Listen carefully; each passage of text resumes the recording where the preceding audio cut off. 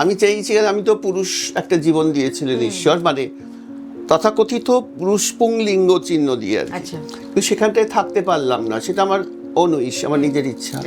কেন আমাকে অনেকে দানবীয় বলে, মানবী বলে, হ্যাঁ কেন মা আমাকে যখন শুনলো আমি নারী হয়ে যাচ্ছি, তো আমাকে বলে একটা মার মুখ থেকে কথা বেরিয়ে এসেছিল, ওরা তোকে ছিঁড়ে খাবে। হ্যাঁ, পুরুষ তাকে নারী মনে করে প্রেম পদ্ধতি, যেমন রবীন্দ্রনাথের মতো বড় নারী তো আর কেউ নেই। আজকে আমি যে জায়গায় পৌঁছে গেছি, আজকে আমার যে সমাজে, আমি তো এখন ঘুরি, এখন উঠে গেছে অতি মানুষ স্তরে, শুধু আমি তো এখন আকাশের ঘুরি। যখন ওই লাটায়ের নিচে ছিলাম তখন একরকম সমাজ ছিল। তারপরে আমাকে একজন ধলাই দিল, ওটা ধলাই দেওয়া বলে, জানো তো, ধোলাই মানে সব রকমই, প্রহারের ধনঞ্জয়, তো সেই দেওয়া হলো। তারপর আমাকে খেঁচা হলো, খেঁচতে খেঁচতে আকাশে তোলা হলো। এখন তোলা দেওয়ার পর বলছে, ও মা তুমি আকাশে উঠে গেলে। এই তোমার ওখানকার সমাজটা কেমন? কেন আমি দেখো কলেজে পড়িয়েছি এত বছর, 35 বছর, আমি কিন্তু খুব মানে আমাকে এক কোণে রাখা হতো, মানে আমার জ্ঞান, আমার কথা বলা পছন্দ করতো না আমার সহকর্মীরা, এখনো করে না। আমাকে কেউ সমকামিতায় বাধায় না, আমাকে বলতো হিজড়ে বলতো। যার যৌনতা নেই তার কি কোনো রকম মানুষের অধিকার নেই? পুরুষ দ্বারা অত্যাচারিত হয়েছে, যৌন অত্যাচার পেয়েছে। অগ্নি পরীক্ষা শেষ পর্যন্ত সবাইকেই দিতে হয়েছে, পুরুষ নারী নির্বিশেষে। আর এটাকে পরীক্ষা বললে পরীক্ষা, এটাকে শুদ্ধিকরণ বলে শুদ্ধিকরণ। আর ছবিটা ঋতুপর্ণের লেখা, ডিরেক্টর ছিলেন কৌশিক, যে কৌশিক আমাকে নিয়ে ছবি করলেন। সেই ছবিটার নাম হলো নগর কীর্তন, যেটা 5টা জাতীয় পুরস্কার পেল। যে মেয়েটা রোজ রাতে বদলায় হাতে হাতে, সেই মেয়েটা কেন বলো তো হাতে হাতে বদলায়?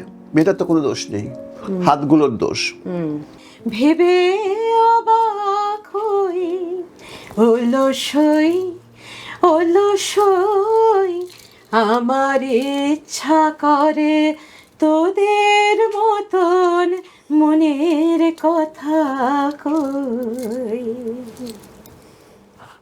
অন্নচন্দ্রিমা মানেই অন্য রকম কিছু, অন্যভাবে ভাবা, বৃত্তের বাইরে বেরিয়ে আরেকটা বৃহত্তর বৃত্তে যদি ঢোকা যায় তাহলে যা হয় পরিসরটা অনেক বড় হয়ে যায়।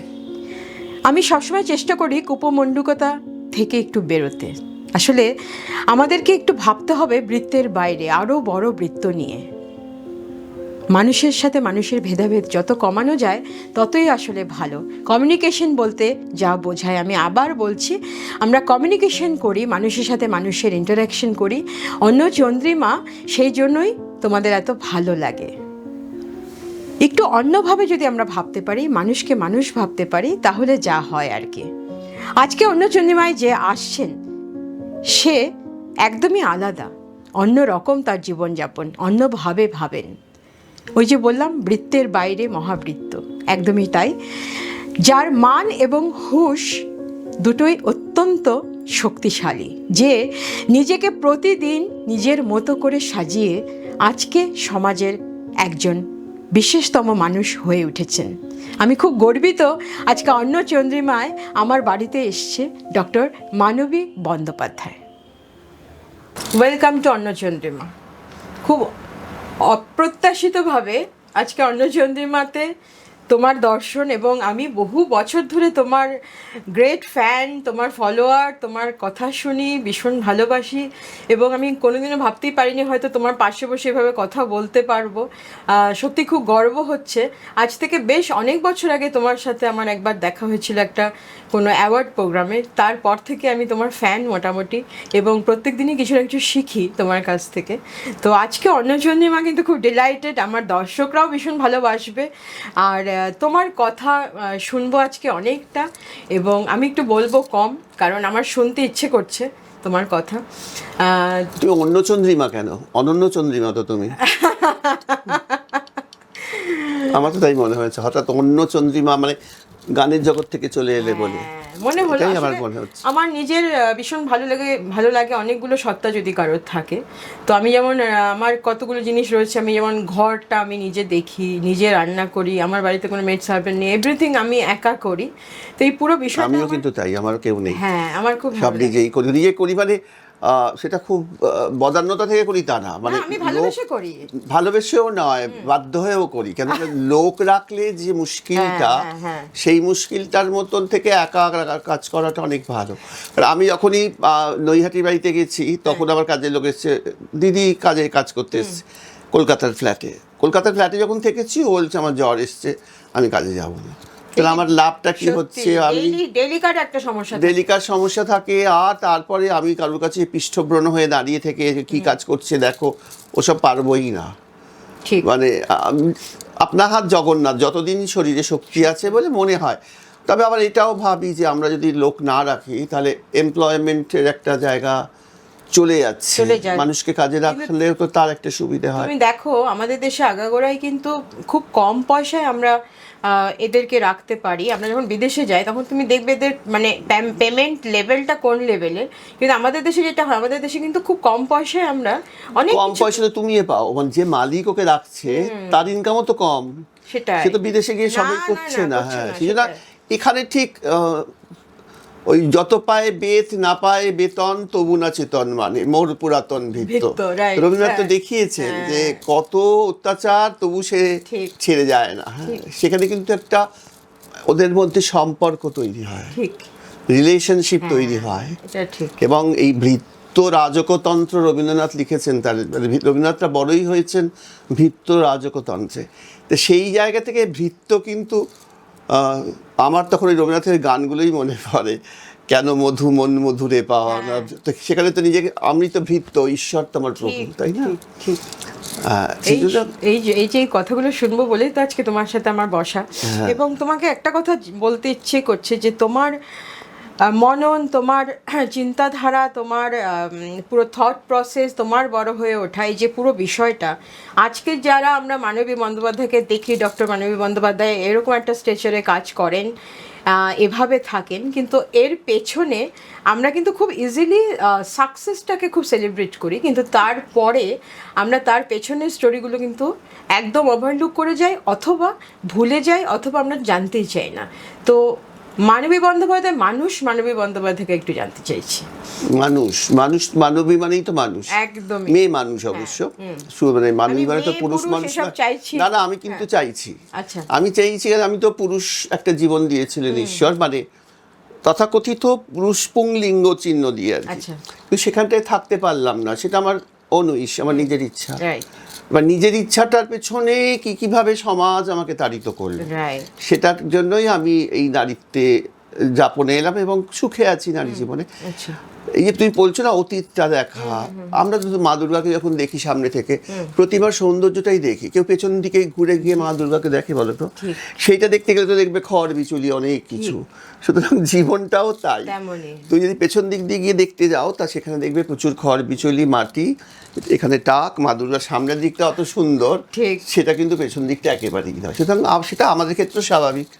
তুমি কি জানতে চাইছো বলো? আমি মানুষ কতটা সেটা তো তোমরা বলবে, এবং হয়তো অতি মানব হতেই পারে, কেন আমাকে অনেকে দানবীও বলে, মানবী বলে। হ্যাঁ, কেন আমি বলি দানবী, তো একটা র যোগ করে দাও, এসো দানবীর দাও ত্যাগ কঠিন দীক্ষা, মহাভিক্ষু লও সবার অহংকার ভিক্ষা। দানবীর আর দানবী এই দুটোর মধ্যে অনেক তফাৎ কথাটা। কেউ কেউ উষ্মা প্রকাশ করে হয়তো আমার এই উত্থান দানবীয় উত্থান মনে হয় তাদের কাছে। তারা খুব কম সংখ্যায়, এই সংখ্যাটা থাকবেই, কেননা খাওয়ার আগে একটু তেতো না খেলে কিন্তু তোমার সমস্ত খাবার হজম হবে না। মেয়েরা তো জন্মায় মুখে নিম পাতা দিয়ে, তাদের জন্য তো মধু দেওয়া হয় না, শাঁখ বাঁচে না, তাদের ওই কি যেন বলে, ওই 6 সিটারা, এগুলো সব হয় না। 6 সিটারে হলে নাকি মেয়ের কপাল বড় হয়ে যাবে এবং মেয়ে খুব দুর্ভাগ্যশালী হবে, যেন মনে হচ্ছে মেয়েরা কত সৌভাগ্যশালী হয়, তাই না? আজকের দিনে দাঁড়িয়েও যদি আমরা দেখি 2026-এ ভ্রূণ হত্যা হয়, নারী ভ্রূণ হত্যা, বা এই যে তুমি বলছো যে রিলেটেডই অ্যাকচুয়ালি একটা কথা প্রসঙ্গে আরেকটা চলেই আসে, এই যে নারী নির্যাতন বা যা কিছুই আমরা বলি না কেন, তুমি তোমার কি মনে হয় যে 2026-এ দাঁড়িয়েও আমাদেরকে এগুলো দেখতে হবে? দেখো, ছোটবেলায় যখন তোমার প্রথম দাঁত উঠেছিল, মায়ের স্তনে একটা কামড় দিয়েছিলে, মা উহু করে উঠেছিল, হয় এটা বাচ্চাদের দাঁত উঠলে। আমার দুটো বেবি আছে, ওদের বাচ্চা হবে, দুটোই, একজন হচ্ছে লেব্রেডর আর একজন হচ্ছে তোমার ডোভারম্যান। তা আমি বললাম, ওর বাচ্চারা দুধ ছাড়বে কখন? বলে বাচ্চাদের যখন দাঁত উঠবে, যেই মাকে কামড়া দেবে বা স্তনে, ওরা দুধ তখন আর দুধ খাওয়াবে না। আচ্ছা, তা সুতরাং এই যে এটা যে নির্যাতন বলো, নির্যাতন স্নেহ বলো, মানে ধরণী বসুন্ধরাকে খনন করলে তবেই তো শস্য শ্যামলা। তা নারীকে সেভাবে, মানে আমার খুব মনে আছে, আমার মা আমাকে যখন শুনলো আমি নারী হয়ে যাচ্ছি, তো আমাকে বলে একটা মার মুখ থেকে কথা বেরিয়ে এসেছিল, ওরা তোকে ছিঁড়ে খাবে। হ্যাঁ, তারপরে একজন মহিলা, আমার মা, ছিঁড়ে খাবে এই কথাটা, বা একটা মহিলা তার সারা জীবন দিয়ে বোঝেন তাকে ছিঁড়ে খাওয়া হয়, কথাটাকে আমাকে খুব হন্ট করেছিল। তখন আমি তখন ভেবেছিলাম, আমাকে একটা দর্শন দিয়েছিল কি যে এই চিল শকুনের রাজত্বে খাক না ছিঁড়ে, এটাও তো হিব্রুরা তো ওদের শরীরের মাংস খাওয়ায়, ওরা মৃতদেহটাকে দিয়ে দেয় যে আমার শরীর থেকে খা। এবং এই তো মানে আরো কবিতাতেই তো এসেছে, এই বাংলা কবিতাতে, যে ওরা না হয় খাবে মা, তুই আমাকে খা, শঙ্খ ঘোষের কবিতা। নতুন দিনে নতুন করে আনিস না আর মন, চোখের সামনে খেলা করতে দিস নে এতক্ষণ। এই কবিতাগুলোতে তো সেই কথা লিখছেন তো পুরুষ কবি। সুতরাং পুরুষের মধ্যে যে নারী বসে আছেন, সেটা রবীন্দ্রনাথ নিজে বারবারই বলেছেন যে আমার অবগুণ্ঠনে এক নারী বসে আছেন। এবং রবীন্দ্রনাথ প্রেমপত্র পেয়েছেন, যার কাছ থেকে প্রেম পেয়েছেন তিনি একজন পুরুষ। ওই বাংলা শিক্ষা অবসান প্রবন্ধে দেখবে রবীন্দ্রনাথের যে জীবন স্মৃতি, সেখানে উনি বলছেন যে আমি লাফাইবার পরীক্ষায় দক্ষিণ পদ আগে ফেলিয়াছিলাম বলিয়া আমি পুরুষের নিকট থেকে প্রেমপত্র পেয়েছি। মানে পুরুষ তাকে নারী মনে করে প্রেমপত্র দেয়। যেমন রবীন্দ্রনাথের মতো বড় নারী তো আর কেউ একদমই নেই। আর উনি যেভাবে মানে নারীদের বুঝেছেন, বা ওনার লেখাতে যেটুকু পাওয়া গেছে, নারীতে মোর রক্ত ধারা লেগেছে তার টান। তা এই যে নারী আর নারী, আমার মধ্যে দুটোর মধ্যে নারীর সম্পর্ক, কারণ নারী ছেড়েই তো জন্ম, তাই না? অসম্ভব দুটো, হ্যাঁ, একটা বয়শূন্য একটা ডয়শূন্য, উচ্চারণ একটা নারী একটা নারী। তা এই দুই নারীকে আমি মিলিয়ে নিই সবসময়। খুব ভালো লাগছে, মানে আজকের আড্ডাটা এত ইন্টারেস্টিং এবং এত সুন্দর শুনছি আমি। আমি জানি না কতটা বলবো আজকে, আমি শুনবো বেশি, আগেই বলে রেখেছি। একটু খোঁচা তো দিতে হয়। আচ্ছা, ব্যাপারটা হচ্ছে যে এই যে তোমাকে যদি বলি তোমার ছোটবেলা, যদি একটু জানতে চাই যে কেমন ছিল সেই ছোটবেলা, তোমার মানুষ হওয়া, বড় হওয়া, এই যে পুরো বিষয়টা সেখানে। ছোটবেলা আমি তোমাকে বলছিলাম অফ ক্যামেরা যে আমি একটা খুব বিশাল বাড়ির একান্নবর্তী পরিবার, মানে আমার বাবারা 4 ভাই, আমার বাবা সবার ছোট, এবং বাবাদের খুব রমরমা অবস্থা ছিল। বাবারা ওই ওখানে পাটকলে পাট সরবরাহ করতো সাহেবদের সঙ্গে। তা বাবাদের খুব অবস্থা খুব ফ্লারিশ করল। এবং আমার মায়ের দিক থেকেও আমার দাদু ছিলেন ওই সিনেমার যে দেবকী বসু ছিলেন, অনেক পুরনো ডিরেক্টর, খুব বিখ্যাত ডিরেক্টর, তার প্রতিবেশী এবং তার সঙ্গে দাদুর বন্ধুত্ব। এবং আমার দাদু ডাক্তারি পড়তে পড়তে চলে আসেন, এবং শোভাবাজারের রাজবাড়ির জমিদারদের সঙ্গে দাদুর একটা কি কানেকশন ছিল। দাদুরও বর্ধমানে একটা ওই জমিদারি গোছের একটা ব্যাপার ছিল। পরে চন্দ্রনগরে বাড়ি করেন, পরে বলতে একটা শহরে যখন ছেলে মেয়েদের, আমার মাও পড়াশোনা করেছেন কৃষ্ণভাবনী নারী শিক্ষা বিদ্যা মন্দিরে। সুতরাং মা বাবা নিয়ে আমাদের যে ফ্যামিলিটা বেশ বর্ধিষ্ণু একটা ফ্যামিলি। ছোটবেলাটা শাসনে ছিলাম। আমার 2 দিদি ছিল, আমি 3 নম্বর বাচ্চা এবং পুরুষ বাচ্চা, মানে দুজন, মানে মার উপর একটা চাপ ছিল যে ছেলের জন্ম দিতে হবে। সেই চাপটাই হয়তো প্রতিশোধ নিলাম আমি মেয়ে হয়ে, মনে হয় এক এক সময়। আমাদের ফ্যামিলি ভালো ছিল সকলে, কিন্তু এখন তো বিচ্ছিন্ন। এখন তো সেই সৌরজগৎটা ভেঙে গেছে, ভেঙে গিয়ে গ্রহগুলো সব বিচ্ছিন্ন। আমি একদিকে, আমার দিদিরা একদিকে, বাবা মা চলে গেছেন। নৈহাটির বাড়িটা আমাদের আছে, আমি যাই, একদম বড়মার পাশেই আমাদের বাড়ি। আমি তোমার সব দেখি বলে বলছি যে বাবা যখন ছিলেন, তোমার মাঝখানে আমি একটা রিল দেখছিলাম, সেই সময় বাবা খুব অসুস্থ ছিলেন বলে তুমি। বাবা তো 98-এ মারা গেছেন। আচ্ছা, হ্যাঁ, সেই সময় আমি বলি বলতে আসলে সকলে আমাকে খুব প্রশংসা করলো, তুমি বাবাকে খুব দেখেছো, খুব বাবাকে দেখেছো। এটা তো দেখেছো বলাটাই অন্যায়, কারণ বাবা তো আমাকে বড় করেছেন। তারপর আমি ভালো চাকরি পেয়েছি, এবং সেটাও বাবার জন্য। বাবা মা আমাকে যেভাবে তৈরি করেছেন, তবে তো আজকে এই বড় চাকরি পেয়েছি। হ্যাঁ, সুতরাং আমি, আমার তো অর্থনৈতিক অবস্থা যখন ঠিকঠাক, আমি বাবাকে দেখবো না কেন? সেজন্য বাবাকে দেখা বলতে, এখন আমাকে বৃদ্ধ বয়সে কে দেখবে অনেকে জিজ্ঞেস করে। আমি বলে এখন ওইসব চিন্তা করি না, আদৌ বৃদ্ধ বয়স অব্দি যাবো কিনা, কি হবে এইসব তো জানি না। একদমই আমি না কিচ্ছু জানি না, আমাদের কোনো হাতই নেই। যার হাত সেটাই তো আমরা জানি। আজকে দিনটা বাঁচাটাই তো আসল। আমার যেমতি নাচায় পুতুল দক্ষ লক্ষ বাজি করে, তা আমাদের কোনো একটা বাজিকর আছেন যিনি আমাদের না চান, একদমই আমরা সুতোয় বাঁধা পুতুল। ঠিক ঠিক, খুব সুন্দর। তোমার ছোটবেলা শুনে এত ভালো লাগছে, কিন্তু তুমি দেখো এই যে তুমি বলছো যে তুমি ঠিক কবে থেকে তোমার মনে হলো যে তুমি অন্যদের থেকে একটু অন্যরকম? আমি অন্যদের থেকে কখনোই অন্যরকম ভাবিনি। হ্যাঁ, এখন ভাবি অন্যরকম। যেমন আমি পরচর্চা পরনিন্দা করি না, আমি এখানে অন্যরকম। যেমন আমি অন্যের সংসারে শকুন চোখ ফেলে থাকি না, যে কি হচ্ছে সেটা অন্যরকম। যেমন আমি মনে মুখে এক, আমি রামকৃষ্ণ মিশনে দীক্ষা নিচ্ছি, সেখানে আমি অন্যরকম।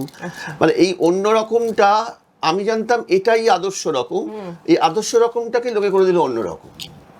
মানে আমাকেও সেই একই রকম ভাবে চলতে হবে, যেমন ভাবে সবাই সামনে প্রশংসা পেছনে নিন্দা করে, ওগুলো আমি করতে পারলাম না বলতে আমার চোখের সামনে থেকে পর্দা সরে গেছে। সেই পর্দা সরে যাওয়ার পর থেকে আমার মনে হয়েছে যে আমার মন আর মুখ, আমি মুখে যেটা বলছি সেটা মনে বিশ্বাস করেই কেন বলতে পারি। ওই তুই বলছিলে না তোমার এত ভিউজ হয় কেন, এই জন্যই হয়তো হয়, কেন কোথাও নিখাদ। তুমি আমার সাথে যখন কথা বলছিলে তুমি কত সুন্দর অকপট, একদম তোমার ঠিকঠাক যা যা মনে হচ্ছে আমাকে দেখে আমার মনে হয়েছে জগৎটাই অন্যরকম, আমি অন্যরকম নই।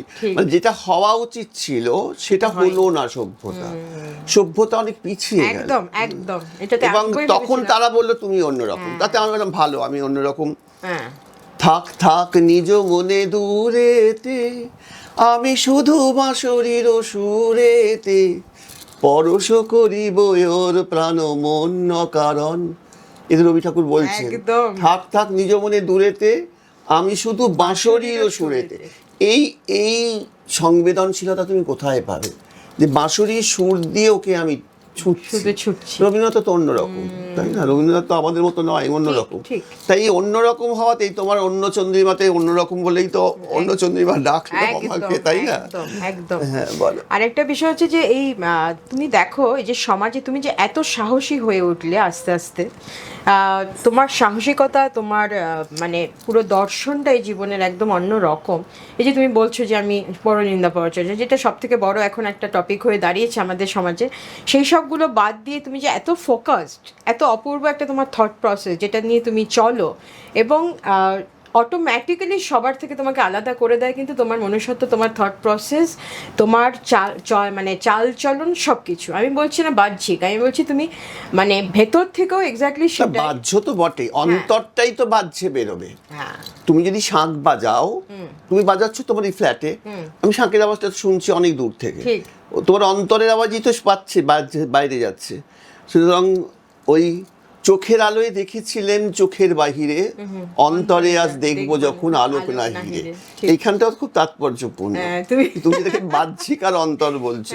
না সেটা বলছি না, আমি বলছি সেটা তো বটেই, আমি বলছি তোমাকে এই যে আলাদা করা, তোমার আমাকে যদি দেখো আলাদা করা বলতে কিরাম হয় জানো তো, কিছু কিছু জিনিস আছে, ও তোমার তুমি রান্নায় দিলে তেজপাতা, ও কিন্তু চিরকাল আলাদা, ও সেদ্ধ হলো না, খাওয়াও গেল না, কিন্তু ফেলে দিতে হলো, কিন্তু ওকে দিলে তুমি, দিলাম। হ্যাঁ, কিন্তু ও ছাড়া কিন্তু চলতো না জায়গাটা। হ্যাঁ, সেই জায়গাগুলো একটু মাথায় রাখতে, অসাধারণ এই উপমা, মানে সত্যি। হ্যাঁ, এগুলো একটু মাথায় রাখতে।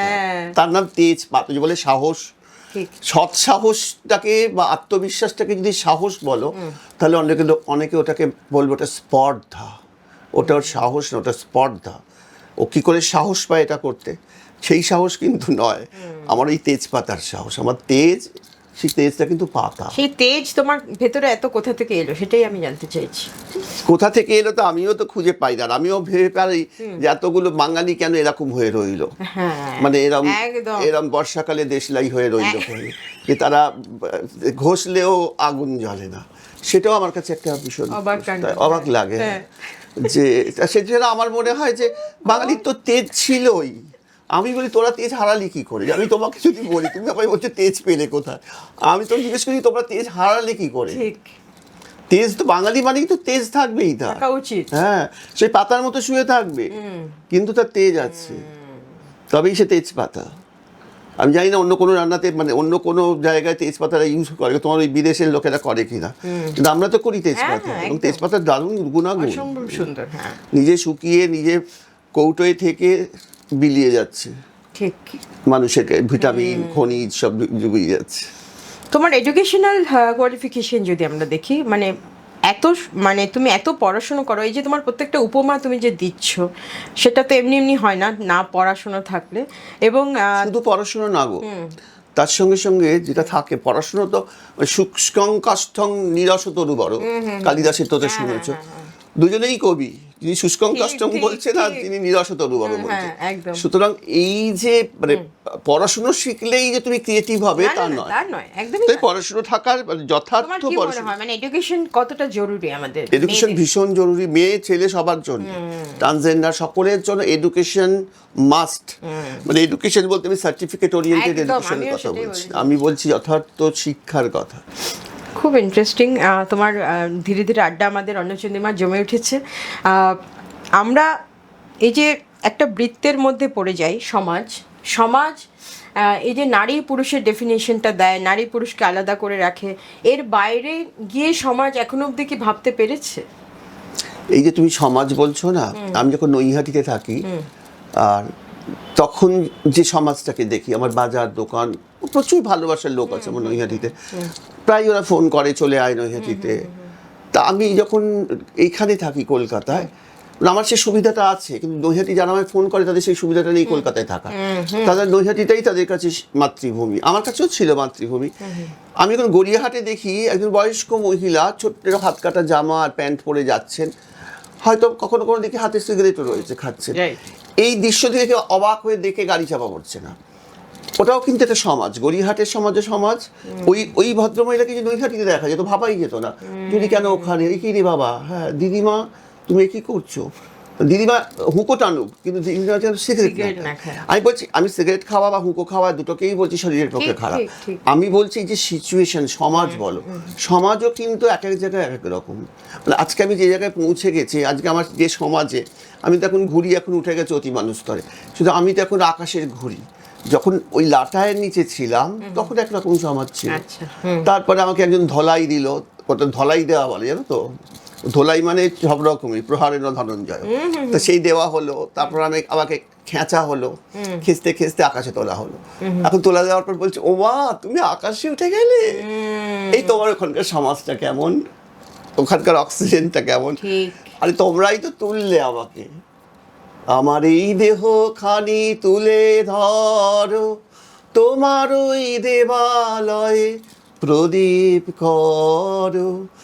রবি ঠাকুর তখন আমাকে বললেন যে তুই ঘুরি হয়ে থাকিস না, তুই এবার আকাশ প্রদীপ হ। তা এইভাবে তো সমাজ তো অনেকটা, মাছের বাজারে গেলে তুমি একটা সমাজ পাবে না। তোমার মনে হচ্ছে না যে সমাজটা আমরা আরো বড় করে দেখতে চাইছিলাম, কিন্তু সমাজটা আস্তে আস্তে ছোট হয়ে যাচ্ছে? ছোট হচ্ছে বলতে গ্লোবালাইজড হচ্ছে, সেই ছোট বলছো না, কি ছোটর কথা বলছো? গ্লোবালাইজেশন তো আলাদা বিষয়, আমি বলছি যে আমাদের চিন্তাধারা তো ছোট হয়ে যাচ্ছে, এটা তো হওয়ার কথা না। চিন্তাধারা ছোট হচ্ছে না গো, আমার মনে হয় যে চিন্তাধারা অনেক প্রসারিত হচ্ছে, আমাদের এই মহাজগৎটা প্রসারিত হচ্ছে, জানো ফিজিক্স বলছে আমাদের এই মহাজগৎটাই প্রসারিত হচ্ছে। এখন কোনটা সংকুচিত হবে, এই যে হৃদয়টা, এটা একবার সংকুচিত হয় আর একবার প্রসারিত হয়, তবেই কিন্তু রক্ত বয়। যদি শুধু সংকুচিত হয়ে থাকতো রক্ত বইতো না, শুধু প্রসারিত হয়ে থাকলেও হতো না। এই তোমার যেমন এই এসিটা একবার এরম তুলছে, হাওয়া ছাড়ছে আবার বন্ধ করছে, এই যে সংকোচন এবং প্রসারণ, এইটা নিয়েই কিন্তু সমাজ। মানে রবি ঠাকুরের এই গানেই তো আছে না। তুমি তার মানে খুবই বেশি রকম ভাবে তুমি কনফিডেন্ট এবং পজিটিভ, এটা আমার দুর্দান্ত লাগছে। এতক্ষণ পর মনে হলো না সেটা বলছি না, তুমি এত পজিটিভিটি তোমার মধ্যে, তোমার দর্শকরা, আমার দর্শকরা সকলে এটার থেকে আমার মনে হয় অনেক বেশি আনন্দ পাবে। আমরা সবসময় একটু নেগেটিভিটির দিকে একটু বেশি ঝুঁকে থাকি, এবং তুমি দেখবে একটা ভালো কাজ যখন আমরা কোথাও শেয়ার করি, তার পরিসংখ্যান মানে সেটার মানে ভিউয়ার্স, এবং একটা নেগেটিভ কিছু পোস্ট করি তার ভিউয়ার্স কিন্তু অনেক বেশি কম হয়। তো তার জন্যই বলছি নেগেটিভিটির দিকে কিন্তু সমাজ একটু ঝুঁকে থাকে সবসময়, কিন্তু তোমার মধ্যে আমি দেখছি তুমি একদম আলাদা, একদম থট প্রসেস, এই যে বারবারই আলাদা ব্যাপারটা আসছে তার পিছনে অনেক কারণ রয়েছে।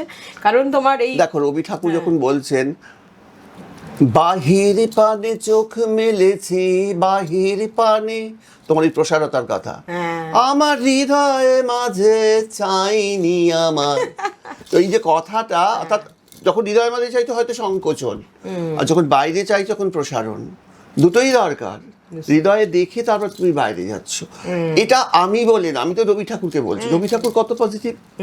রবি ঠাকুরের জীবনী পড়লে তো সে যে জীবনী পড়বে, রবি ঠাকুরের সাহিত্য পড়বেন, পজিটিভ হতে বাধ্য। জানতে পারবে না, সে নিজে পজিটিভ হয়ে যাবে।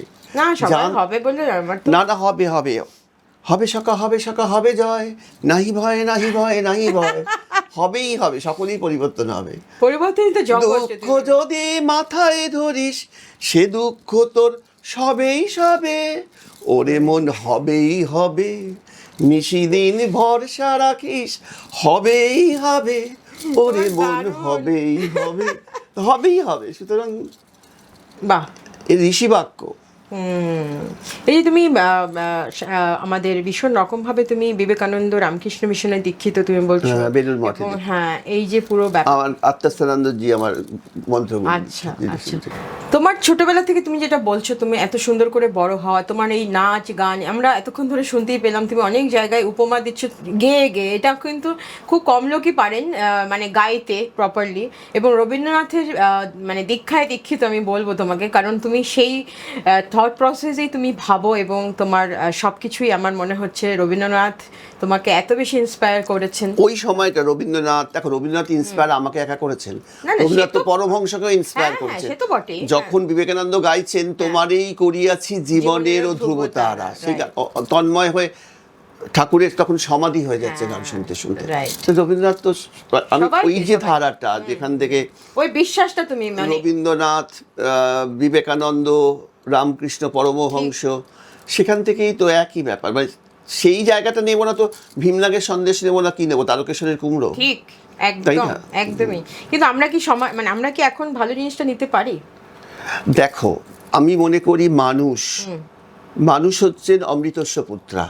এখন আমি বলবো অমৃতস্য কন্যাও বটে, বা অমৃতস্য ট্রান্সজেন্ডার। হ্যাঁ, তা সেক্ষেত্রে মানুষ যদি অমৃতের সন্তান হয় তাহলে নিশ্চয়ই প্রত্যেকটা মানুষই নিতে পারে।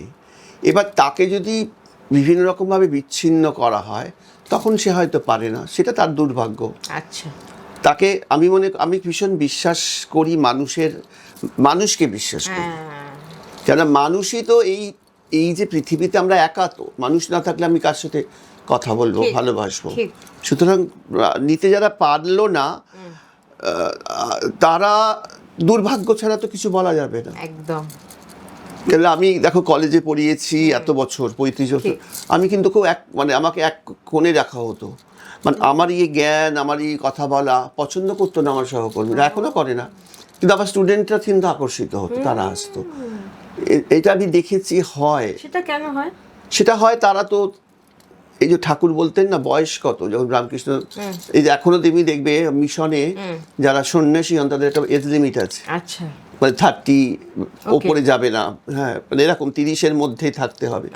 মানে ওই সময়টা মানুষ খুব পিওর থাকে, যৌবন যেটা ইউথ যেটাকে আমরা বলি। তারপরে আস্তে আস্তে মানুষের মাথার মস্তিষ্কে কফ জমতে থাকে, বয়স বাড়তে থাকে, সংসার তাকে বিভিন্নভাবে ঘিরে রাখে। হ্যাঁ, ঘিরে রাখে না, সংসার তাকে বিভিন্নভাবে প্রতারিত করে। তখন সেভাবে বোধহয় প্রতারণার প্রতিশোধ প্রতারণা দিয়ে করতে হবে, এইভাবে আর কি জটিল হতে থাকে মানুষ।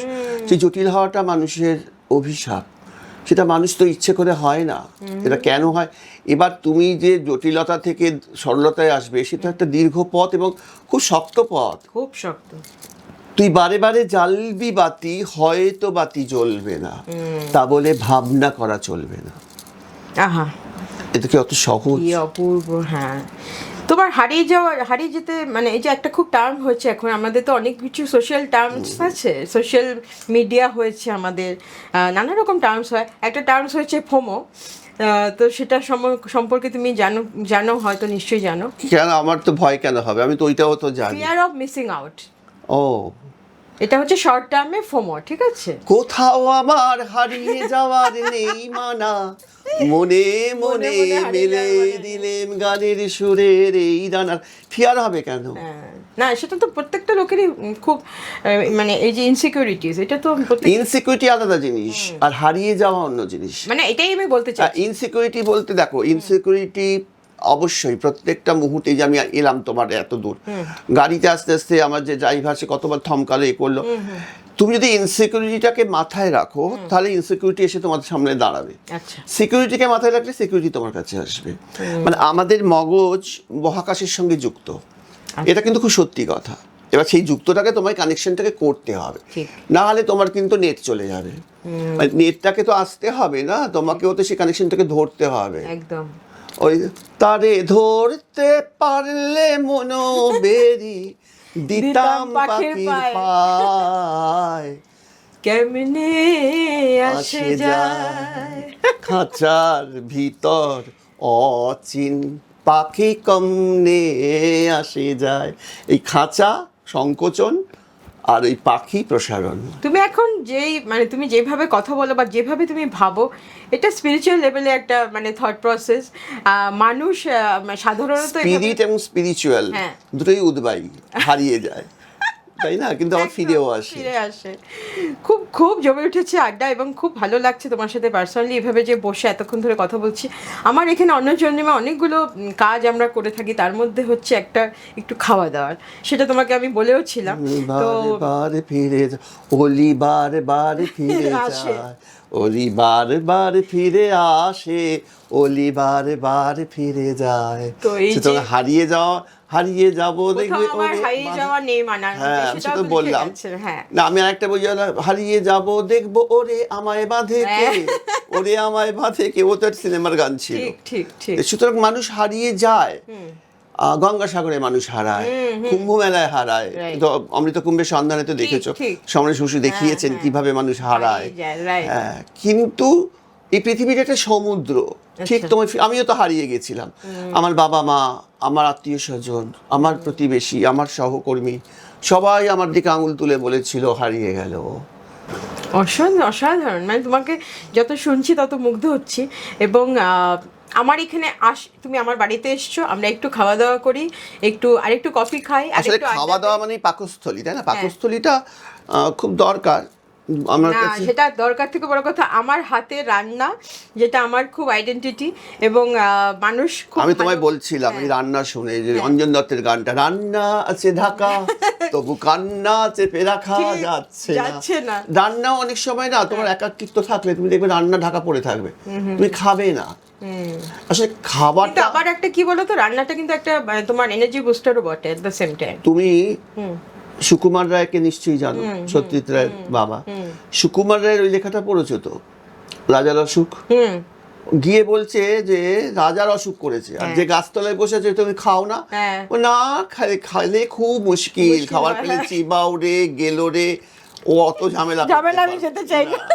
আমারও সেরকম মনে হয়। তুমি বলবে স্পিরিচুয়াল। তোমার একটা কথা, কালকে আমরা যখন কথা বলছিলাম ওভার দ্য টেলিফোন, সেখানে তুমি বলছিলে যে একটা সময় ছিল যখন আমি খেতে চাইতাম কিন্তু খেতে পারতাম না, হ্যাঁ, খাওয়া পেতাম না। কিন্তু ঝাড়গ্রামেই ছিল, ঝাড়গ্রামে আমি রান্না পারতাম না, কিছু পারতাম না করতে, কি খিদে ছিল তখন, ইয়াং এজ।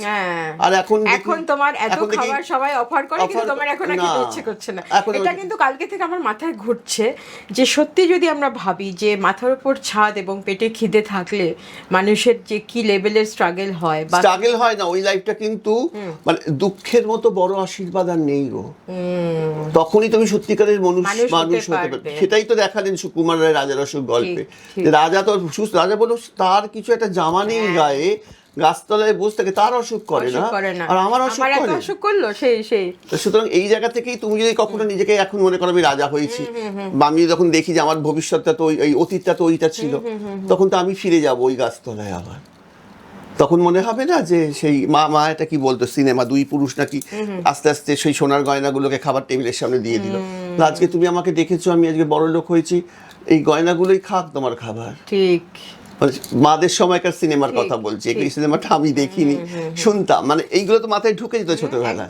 তবে আমি এটা ভাবছি যে তুমি কালকে যখন বললে, সত্যিই তো একটা মানুষের মানে খাওয়াটা বা খাদ্যটা কতটা ইম্পর্টেন্ট, সেই মানুষটাকে জিজ্ঞেস করো যার পেটে খিদে আছে। হ্যাঁ, আমাকে খাইয়ে কি হবে, আমি বলি তো, যার পেটে খিদে আছে, যে খেয়ে আঙুল চাটবে তাকে খাওয়াও।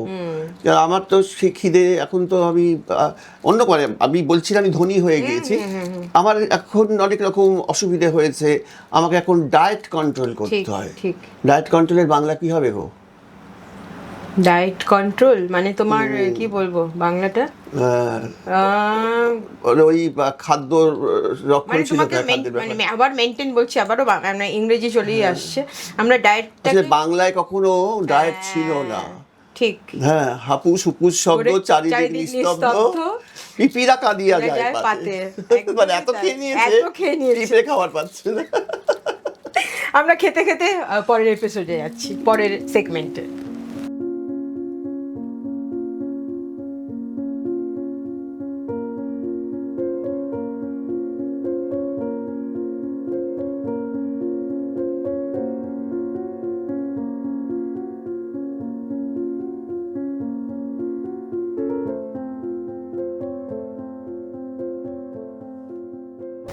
তোমার কফি আরেকবার।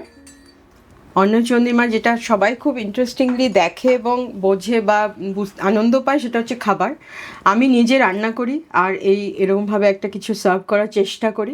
আজকে তোমার জন্য এরকম একটা প্ল্যাটার তৈরি করা হয়েছে। সবথেকে বড় বিষয় এই যে তুমি বলছো যে একান্নবর্তী পরিবার থেকে তোমার উঠে আসা, এবং সেই সময় আমাদের যেটা হতো যে পাত পেরে খাওয়া, যেটাকে বলে আমরা বাঙালিদের যেটা সব থেকে প্রিয় সাবজেক্ট, খাওয়া দাওয়া। সেখানে না তোমার কফিটা পাত পেরে মানুষ যে সার্ভ করে সেটাতে বলে যে একটা মানে হার্ট টু হার্ট একটা ইন্টারেকশন তৈরি হয় খাবার সার্ভ করার সাথে সাথে।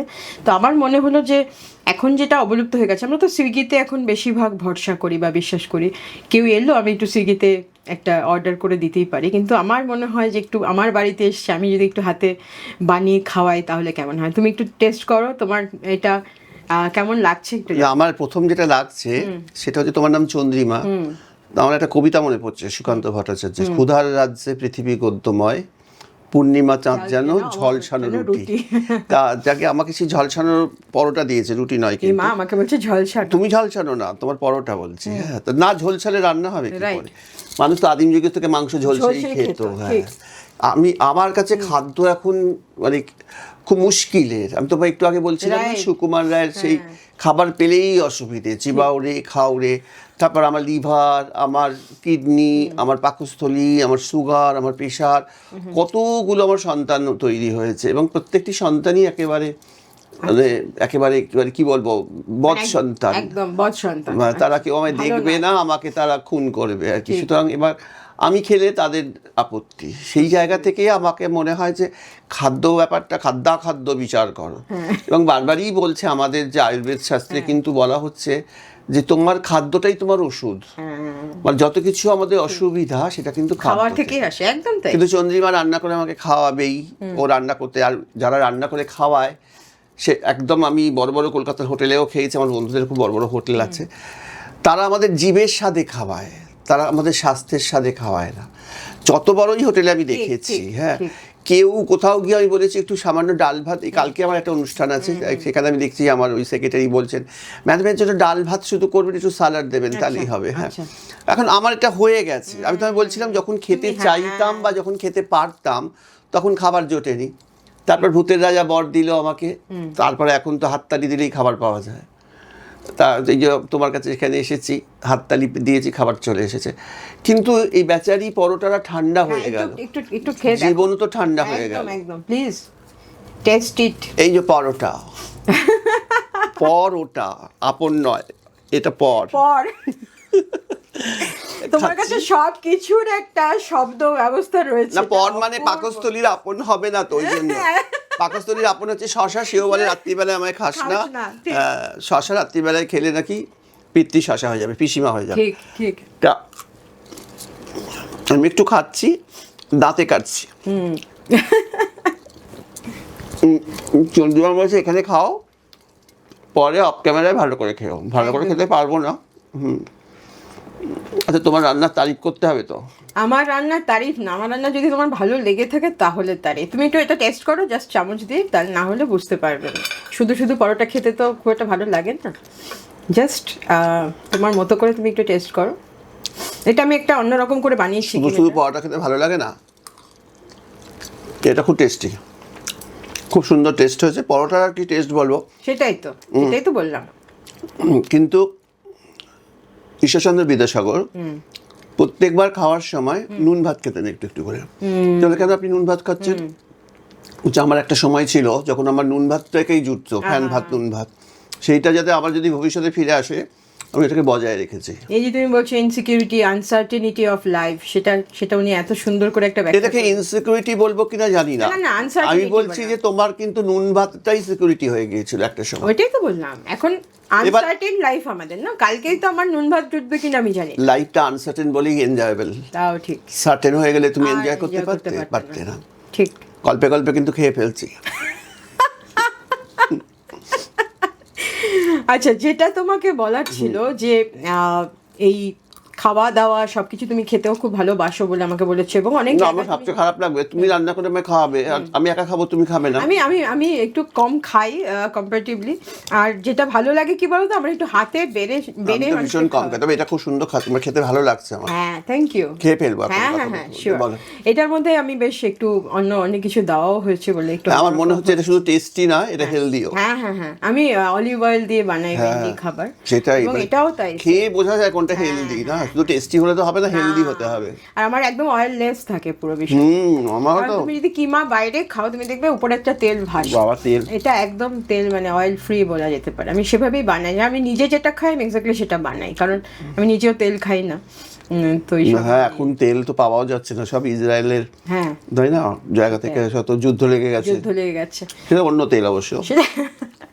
আচ্ছা, আমি বলছি যে পলিটিক্স নিয়ে আমরা এত বেশি এখন ওয়াকিবহল, মানে সোশ্যাল মিডিয়া খুললে বলো, সোশ্যাল নিউজ চ্যানেলস খুললে বলো, পলিটিক্স এখন একটা বিশাল বড়, এখন বলে না সারা জীবনই ছিল। আমি বলছি এখন মানুষ, তুমি পলিটিক্যাল না, মানে তোমার থট প্রসেস তুমি কিভাবে ভাবো, এখন পলিটিক্যাল সিচুয়েশনটা কি মনে হচ্ছে, কতটা বেশি মানে আচ্ছা, আমরা তেল তেল করছিলাম, আতেলও একটা তেল, তো আমরা আতেলরা ওই যে বলছিলে না কি আপলিটিক্যাল, তুমি বলছিলে অফ ক্যামেরা, অনেকে বলে, আমি তখন বললাম হ্যাঁ, কেউ কেউ বলে আসেক্সুয়ালও। এখন সমুদ্র হিমাচল আবার অন্য কথা, সুতরাং বলতে যে সেটা লেস তা নয়, সেটাকে ধরেও বাংলা হলে কিন্তু সমুদ্র হিমাচল মানে সমুদ্র হিমাচলকে ধরে, আর ইংরেজি হলে আসেক্সুয়াল মানে সে সেক্সের বাইরে, আপলিটিক্যাল মানে সে পলিটিক্যালের বাইরে, সে নিরপেক্ষ। আমার মনে হয় এই দুটো জিনিসই ভীষণ মানে আমার মনে হয় না খুব একটা ম্যাটার করে, এই দুটো ওয়ার্ডই বলে অনেকে, কিন্তু মানে জেনারেলি এই দুটো ওয়ার্ডের আমার খুব একটা অস্তিত্ব আছে বলে মনে হয় না। তোমার কি মনে হয়? আমার মনে হয় আমরা এমন একটা জায়গায় পৌঁছেছি যেখানে তোমাকে পলিটিক্সের সাথে মাথা নাড়তে হবে, একদম, নাহলে তুমি কিছু করতে পারবে না, মানে কিছু মানে করা, মানে আমাদের সেই ক্ষমতাটা নেই। আমাকে কিন্তু সেই পলিটিক্সের সঙ্গে চলতে হবে। এখন পলিটিক্স বলতে আমি কিন্তু মানে মেন স্ট্রিম পলিটিক্স বলছি না, সংসারেও তো পলিটিক্স থাকে, এই সংসারে যে ক্ষমতায় থাকবে আমাকে তার সঙ্গে হাত মিলিয়ে চলতে হবে, তো সেই আমাকে চালনা করবে। তো ছোটবেলায় দেখেছি বাবা মার সংসারে, দিনের বেলায় মায়ের শাসনে থাকতাম, রাতের বেলায় বাবার শাসনে, দিনের বেলায় মাকে মানতাম, রাতের বেলায় বাবাকে মানতাম। আমাদের পলিটিক্স স্বাধীন ভারতবর্ষে মেয়েদের সঙ্গে যে পলিটিক্সটা হয়, সেখানে আমার মনে হয়েছে যে পুরুষরা ব্রিটিশ আর মেয়েরা হচ্ছে তোমার ওই যে তোমাকে বলছিলাম যে পোস্ট কলোনিয়াল, মানে মেয়েরাও কোথাও তো এই বলছে নারী স্বাধীনতা, কে স্বাধীন করবে মেয়েদের? পুরুষ করবে। আশাপূর্ণা দেবীকে পড়ালেন তার স্বামীরা না ছাড়লে মেয়েদের লেখাপড়া হতো না। বিবেকানন্দ থেকে বিদ্যাসাগর, এই পুরুষরা যদি নারী শিক্ষা না আনতেন মেয়েরা অশিক্ষিত থাকতো। সুতরাং মেয়েদের এই পলিটিক্সে আসাটাও, মেয়েরা খুব সংসারে পলিটিক্স করবে, যখন মেন স্ট্রিম পলিটিক্সে আসবে সেখানেও প্রচুর বাধা আছে। সুতরাং কোনো নারী যখন ক্ষমতায়ন আসে, আমরা মুখে খুব বলি সশক্তিকরণ, নারী শাসকতি, নারী শাসকতি, কিন্তু যখন নারীকে দেখি সশক্তিতে তখন কেন সহ্য করতে পারি না? তখন কেন বলি যে না, ওকে ফেলো, ওকে ফেলো, আমাকে তো মানতে হবে, কেন ওকে ধরো করতে হবে? আমি তখন নারীর পক্ষেই কথা বলবো, যখন এই পলিটিক্সে দেখব মহিলারা সশক্তিকরণ জায়গায় পৌঁছাচ্ছে। আমিও তাই না? বলো পরবর্তী প্রশ্ন। না, আমরা খুব সুন্দরভাবে প্রত্যেকটা যুক্তি, তুমি এত অপূর্ব তোমার ডেসক্রিপশন, সেটাই শুনছিলাম বসে বসে। আসল কথা হচ্ছে যে তোমার কি মার মতো তো একজন মা আছে, চন্দ্রী মা, মানে মা সবকিছুতেই মা মা তো আবশ্যক আমাদের প্রত্যেকের জীবনে। মা যে কত বড় একজন একটা মানবিত support, মা। মানবিত মা। তো মা ছাড়া তো কিছু হয় না। আজকে আমরা দাঁড়িয়েও আছি মায়েরই জন্য, জন্ম হয়েছে মায়ের গর্ভে। তো যাই হোক, আমার মা আসলে খুব ভালো রান্না করতেন। মাকে আমি অনেক ছোটবেলায় হারিয়েছি। মা মাত্র 54-55 বছরের বয়সে উনি চলে যান। তো তারপরে মোটামুটি যে সময় আমার মাকে সব থেকে বেশি, তখন কত বয়স ছিল? আমার প্রায় তখন 23-24 ইয়ার্স। তো সেই সময়টা আমার খুব দরকার ছিল, আমি সেই সময়টায় মাকে হারাই। তো যাই হোক, যেটুকু আমি পেয়েছি, গান, রান্না, এই সব কিছু মিলিয়ে রান্নাটা বোধহয় তোমার সবচেয়ে বেশি মানে প্রিয়। আমার রান্না, গান, তোমার মাকে স্মরণ করে না? আমরা যেমন গানটা মাকে আমার স্মরণ করে, গানও মাকেই স্মরণ করে, মানে মার কাছে প্রথম হাতে ঘড়ি। হ্যাঁ, তো আমার সঙ্গে মিল আছে তোমার। হ্যাঁ, মায়ের সব কিছু। আর এই নান্দনিকতা যা কিছু দেখছো মোটামুটি মায়েরই সব কিছু দান। সব কিছু মিলিয়ে একটা তৈরি হয়েছি, চেষ্টা করছি মানুষ হওয়ার। জানি না কতটা মানুষ হতে পারছি। আসলে মান এবং হুঁশ তো থাকতে হবে মানুষের মধ্যে, শুধু দেখতে মানুষ হলে হয় না। দিন দিন আমরা এই মনুষ্যত্ব বোধ হারাচ্ছি, মানবিকতা হারাচ্ছি। এই জিনিসগুলো তোমার মনে হয় যে তুমি সেটাকে সাপোর্ট করো না? তোমার কোথায় গিয়ে আটকা? এই যে বলছো না আমরা হারাচ্ছি, তখন আমি নজরুলের গানটা মনে করি, তোমার মহাবিশ্বে কিছু হারায় না তো কভু, হারায় না তো কভু। হারাচ্ছি কোথায়? মানুষ তোমার আপাতত মনে হচ্ছে হারাচ্ছে, কখনো মানুষ মনুষ্যত্ব হারায় না, তাই না? বাহ। কিন্তু তুমি তো মানে সেটা তুমি বলছো বটে, কিন্তু সত্যি কি তুমি সেটা বিশ্বাস করো? মানে তোমার নিজের জীবনেও তো আমার নিজের জীবনে প্রচুর অত্যাচার, প্রচুর অমানুষ দেখেছি। সেটাই তো আমি বলছি। তারপরেও আমি দেখেছি যে একটা ওই বিশ্বাস তোমার। দিন ফুরালে জানি পৌঁছে ঘাটে দেবে আনি গো, ওই আমার দুঃখ দিনের রক্ত কমল, তোমার করুণ পায়ে আমি মারের সাগর পাড়ি দেব গো, বিষম ঝড়ের বায়ে আমার ভয়ে ভাঙাই নাই আমি। সমস্ত কিছু পরে তো কিন্তু সেই দুঃখ তো কমলটা দিতে পারছেন। রবীন্দ্রনাথ পড়লে তুমি দেখো, ধনঞ্জয় বারবার বলছে কত অত্যাচার, এই যে মুক্তধারা, বিসর্জন, শেষ পর্যন্ত কিন্তু সত্যটা জয় হয়। সত্যের জয় তো হবে, তার জন্য তোমার আমাদের মহাকাব্য সে কথা বলে গেছে। এত কিছুর পরেও তুমি আজকের দিনে দাঁড়িয়ে তুমি যে বলছো যে মানুষকে বিশ্বাস করি, আমি এখনো মানুষ ভালোবাসি, বিশ্বাস করি, দেবতা মনে করি। মানুষ আমার কাছে পূজ্য। আমি মানুষকে পুজো করি অন্তর থেকে। কি অপূর্ব। হ্যাঁ, কেন আমার কাছে তো মানুষই বাস্তব। মানে আমার মাঝে মধ্যে শরীর খারাপ করে আমি যদি মানুষের সাথে কথা বলতে না পারি, আচ্ছা, মানুষের সাথে মিশতে না পারি। মানে আমি অবশ্যই আমার দুটো মেয়ে মানুষ নয় তারা, তো তারা মানুষ হয়ে উঠেছে আস্তে আস্তে, মানে আমার কথা বোঝে, ওরা চার পেয়ে। কিন্তু আমি চার পেয়ে মাথায় রাখি যে যুধিষ্ঠিরের সঙ্গে তো শেষ পর্যন্ত সেই চার পেয়ে গিয়েছিল, বলো। তো ওদের সাথে আমাদের একটা সম্পর্ক খুব ভালো আছে। খেয়ে নিচ্ছে কিন্তু খাবো না, এটাও কিন্তু বাঙালির একটা লক্ষণ। খাবো না করে খেয়ে ফেলে সবটা। ভালো রেঁধেছো বলেই খাচ্ছে। Thank you. আর তোমার যে ভালো লাগছে, এটা আমার খুব ভালো লাগছে। আচ্ছা, তুমি দুঃখ তোমাকে কতটা নাড়া দেয়? দুঃখ, এখন দুঃখের সংজ্ঞাটা কি? তোমারও অসীমে প্রাণমন লয়ে যত দূরে আমি ধাই, কোথাও দুঃখ, কোথাও মৃত্যু, কোথাও বিচ্ছেদ নাই। সেরকম দুঃখ কিভাবে নাড়া দিল, দুঃখ তো পৌঁছে দিল সেখানে। তুমি একটু কসমিক ভাবো, মানে তোমার ভাবনাটাই একদম। আমি কসমেটিক এবং কসমিক দুটোতেই বিশ্বাসী। সত্যি কথাই, বৃত্তের বাইরে, আমি বারবার করে বলছিলাম আজকের এপিসোডটা বৃত্তের বাইরে, বৃত্তের থেকে আরেকটু বৃত্ত বড় করতে হবে, কুপমণ্ডুকতা থেকে বেরোনো, এটাই আজকে আমার টপিক। এবং বারবার সেটা প্রমাণ হচ্ছে তোমার কথাতে যে তুমি কতটা বেশি উদার, কতটা বেশি ওপেন মাইন্ডেড এবং কত বড় করে ভাবতে পারো। এই বিষয়টা আমাকে কতটা বেশি আমি সারেন্ডার, এই বিষয়টা কিন্তু আমার নতুনভাবে আমাকে আবার আরেকবার চিন্তা করতে শেখালো আজকে ডক্টর মানবী বন্দ্যোপাধ্যায়। আমি খুবই আপ্লুত এবং গর্বিত at the same time. Assam থেকে আমার আশা, বড় হওয়া আমার সব আসামে। তারপরে আমার ল্যাঙ্গুয়েজ বাংলাটা অত ভালো ছিল না, আমি যখন গান গাইতে যাচ্ছি তখন দেখতে পাচ্ছি আমার প্রোনাউন্সিয়েশন ডিকশনের সমস্যা হচ্ছে। তারপর আমি ডিকশন নিয়ে মানে কাজ করি, শুরু করি, প্রত্যেকটা ওয়ার্ড ধরে ধরে শিখি, বাংলাটা ভালো করে শেখার চেষ্টা করি এবং আজকেও শিখে যাচ্ছি। আমার পিসিমার তো বিয়ে হয়েছে আসামে। আচ্ছা, আমি তো মানে ল্যাঙ্গুয়েজ যদি বলো আমি হিন্দিতে অনেক বেশি সাবলীল বা অ্যাসামিস অনেক বেশি সাবলীল বাংলা থেকে। এবং আসামের দেবীর অজস্বলা হন, হ্যাঁ এখানে মহিলার ওই জায়গাটা আমার খুব ভালো লাগে, একদম যেখানে দেবী জাগ্রতা, যেখানে দেবী মানুষ রূপী আর কি একদম। এবং তুমি যদি সেভেন সিস্টার্স দেখো, মানে আসামের 7টা স্টেট যদি দেখো, তাহলে প্রত্যেকটা স্টেটে কিন্তু ম্যাট্রিয়ার্কাল, মানে ওরা মহিলা পূজাতে বিশ্বাসী এবং মহিলারাই রুল করেন, সেখানে পুরুষ। তোমার কি মনে হয় না বেঙ্গল মানে ম্যাট্রিয়ার্কাল, কেননা দুর্গা, কালী, সরস্বতী, হ্যাঁ একদমই তাই। পুরুষের পুজো কোথায় হয় না সেটা বলছি না, কিন্তু মহিলারা চালনা করেন, এখানে কিন্তু সেটা হয় না। নর্থ ইস্টে মহিলারা বিয়ে করে পুরুষরা মহিলার বাড়িতে আসে, এখানে মহিলারা পুরুষের বাড়িতে যায়, কিন্তু দেখতে গেলে দেখবে মহিলারাই সব চালনা করছে।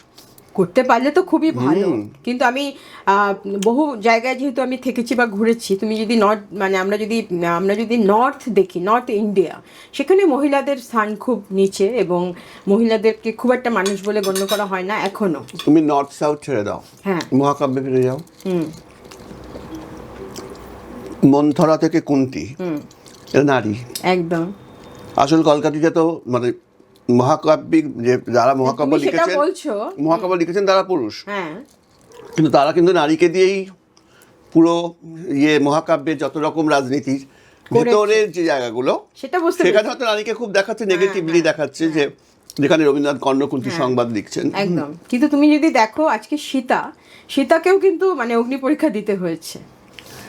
শোনো, সীতার অগ্নি পরীক্ষা যেটা দিতে হয়েছে, এখনো সমস্ত মেয়েদের অগ্নি পরীক্ষা দিতে হয়, এটাই তো আমি বলতে চাইছি। এখন যেটা দমকল আছে, তখন দমকল সার্ভিস ফায়ার সার্ভিস ছিল না, এখন হয়তো দমকল আছেন, দমকল মন্ত্রী আছেন, আগুন লাগলেই চলে আসবে।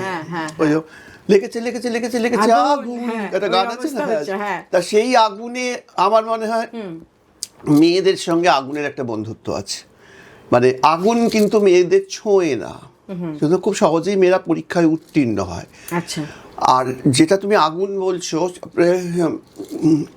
তুমি আর একটা গানেও দেখবে, সেই আগুনে আমায় দহ, বলছে আমাকে সেই আগুনে দহন করো। অর্থাৎ অগ্নি সেখানে কিন্তু দেবতা, মানে অগ্নি পুরুষ, তার বউ তো সাহা, কিন্তু ওই যে আগুন যখন আমাকে, এবং আমাদের সকলের এখন তো বৈদ্যুতিক চুল্লি হয়েছে, একটা সময় তো আগুনেই শেষ হতো, একদম তাই না, আমাদের হিন্দুদের তো তাই ছিল। তো সুতরাং অগ্নি পরীক্ষা শেষ পর্যন্ত সবাইকেই দিতে হয়েছে, পুরুষ নারী নির্বিশেষে। আর এটাকে পরীক্ষা বললে পরীক্ষা, এটাকে শুদ্ধিকরণ বলে শুদ্ধিকরণ। যা তুমি এই যে আমাদের যে হেলথ সেন্টারগুলো, তোমাকে একটা ঘরে ঢুকিয়ে দিল, হট চেম্বার, তোমাকে স্নান করবে, কি স্নান, বাষ্পীয় স্নান, সেখানে তো প্রচুর হট, হ্যাঁ, সেগুলোতে তো তোমাকে, সেটাও এক ধরনের অগ্নি পরীক্ষা।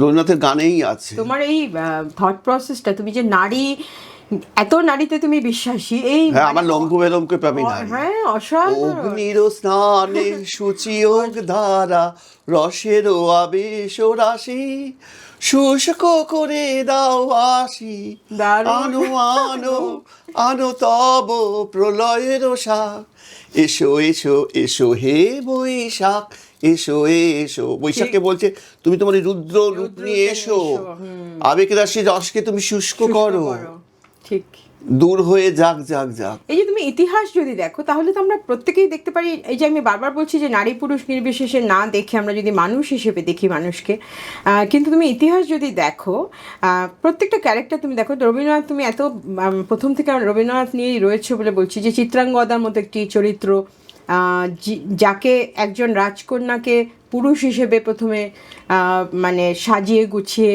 যুদ্ধ শিখিয়ে, ওটা তো রবীন্দ্রনাথ করেননি, ওটা পুরাণেই ছিল। হ্যাঁ, সেটাই তো বলছি যে তুমি যদি সেই ক্যারেক্টারটা দেখো আর কি চিত্রাঙ্গদার, তারপরে আবার তাকে নারী, মানে যখন সে কুরুপা সুরূপা যদি বলি, যে ছেলে থেকে মেয়ের দিকে ও যখন, ওইখানটা আমার খুব আপত্তি আছে। আমি এই কুরুপা সুরূপা কিন্তু রবীন্দ্রনাথ করেননি, না সেটা জানি, ওটা আমরা করেছি কুরুপা সুরূপা।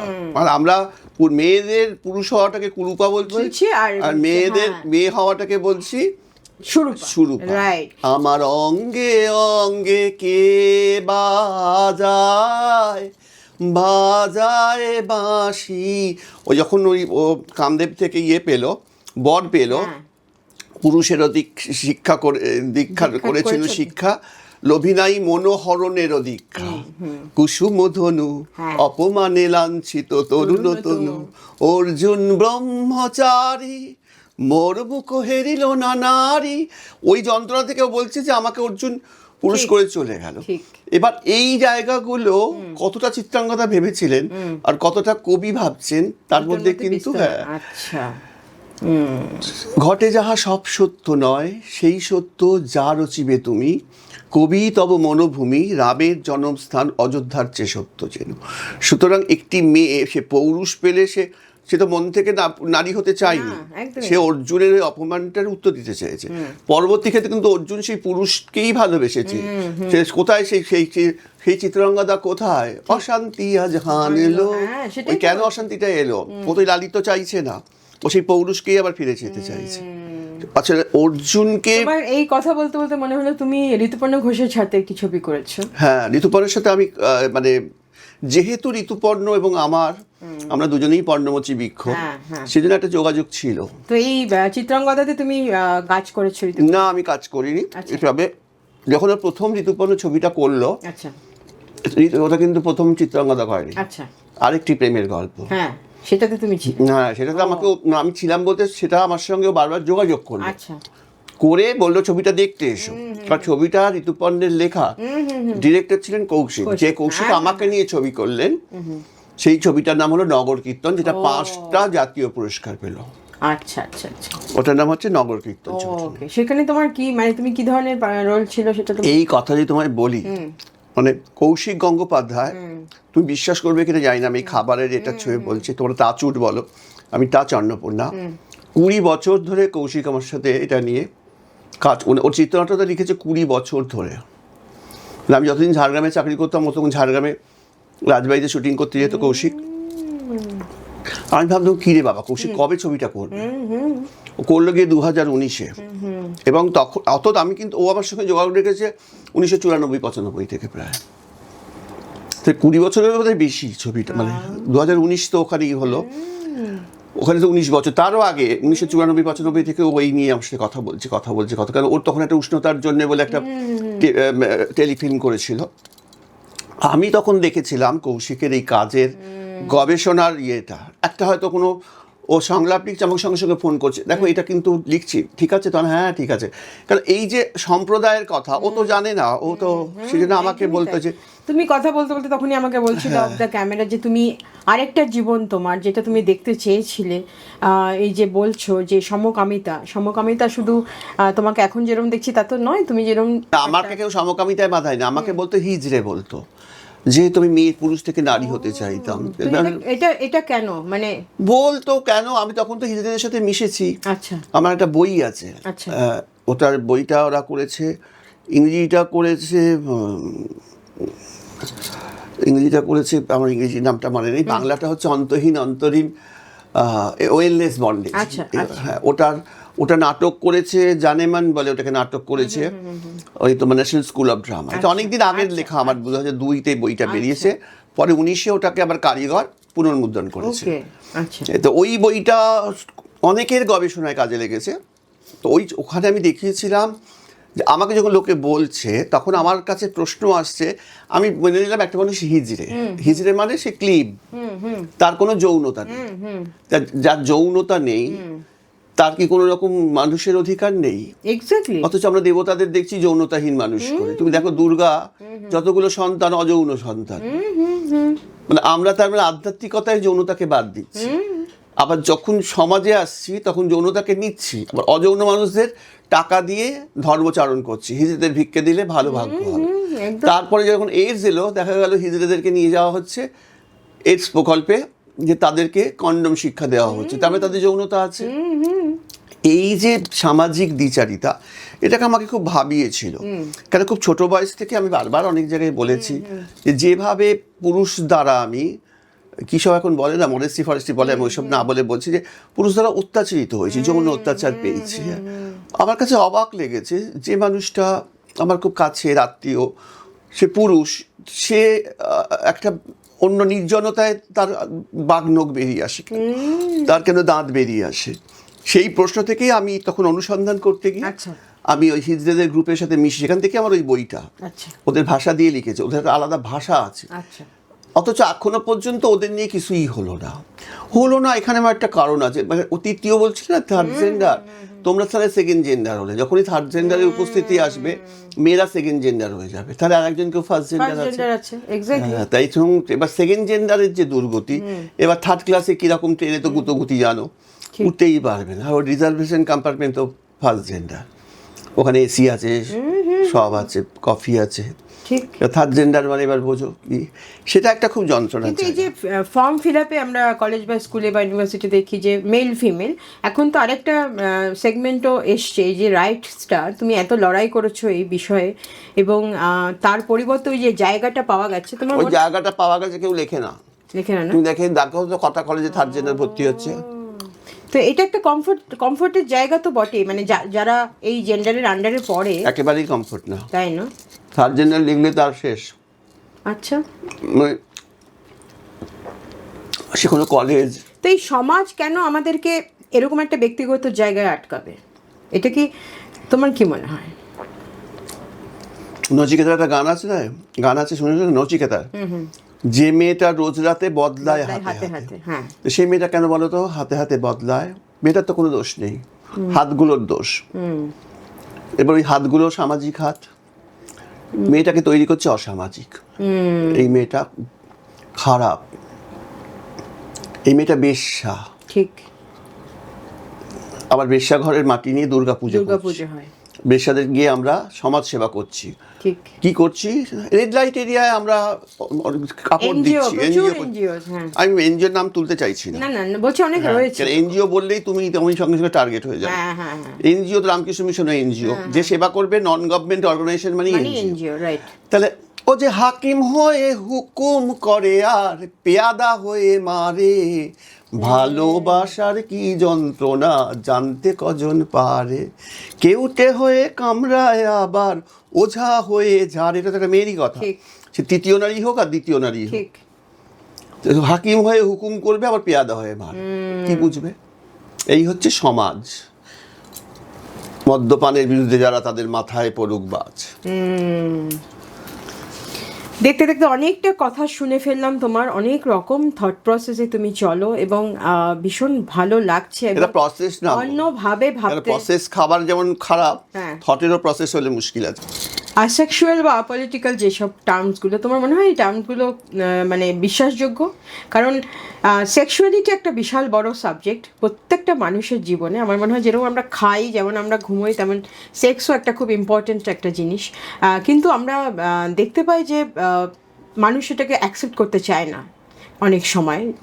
মানে সেটা তো আমি তোমায় বললাম যে যাদের হিজড়ে তাদেরকে ওই আসেক্সুয়াল ভাবে, মানে তাদের কোনো যৌনতা নেই। আচ্ছা, এবার আমাদের সমাজে এখন ওই 2026-ও খুব দগদগে ভাবে রেড লাইট এরিয়াগুলো রয়েছে, এবং রিসেন্টলি একজন মহিলাই আমাকে বলছেন যে ওরা না থাকলে তো আমাদের নিয়ে টানাটানি হতো।